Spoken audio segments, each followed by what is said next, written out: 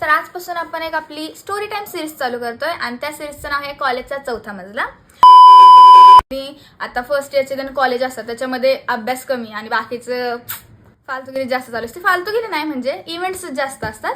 तर तसाच एक कोणता तरी इव्हेंट होता आणि त्याला काय तो ऍक्टरचं नाव समीर आयुष्मान खुराना.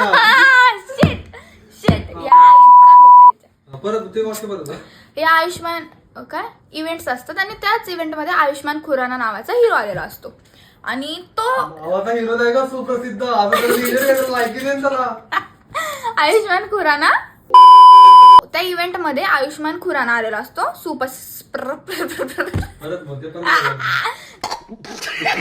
काय बोलू सुप्रसिद्ध ऍक्ट्रेस सुप्रसिद्ध नाही बोलत. त्यांच्या कॉलेजच्या इव्हेंट मध्ये काय त्याचं नाव आयुष्मान खुराना नावाचा फेमस हिरो आलेला असतो.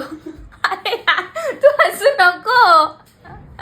तर आयुष्मान खुराना अरे तू हसू नको ना भाई.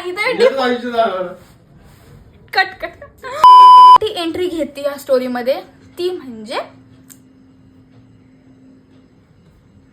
मृणाल ना. नंतर ना